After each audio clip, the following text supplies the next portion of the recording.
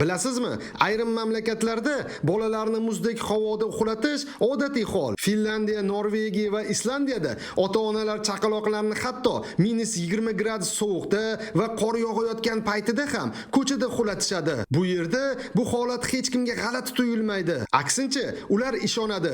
Sovuq havo immunitetni mustahkamlaydi, uxlashni yaxshilaydi, shamollash xavfini kamaytiradi. Ko'pchilik ota-onalar aytadi, muzdek havoda uxlagan chaqaloq uzoqroq va chuqurroq uxlaydi. Qizig'i, hatto kafe va restoranlar oldida ham kalaskalarda tinch uxlayotgan bolalarni ko'rishingiz mumkin. Ota-onalar esa ichkarida kofe ichayotgan bo'ladi. Bu mamlakatlarda xavfsizlik shu qadar yuqoriki, hech kim bolalari uchun xavotir olmaydi. Albatta, chaqaloqlar bir necha terma kiyimlar bilan yaxshilab o'rab qo'yiladi. Ilmiy tadqiqotlar ham shuni isbotlagan.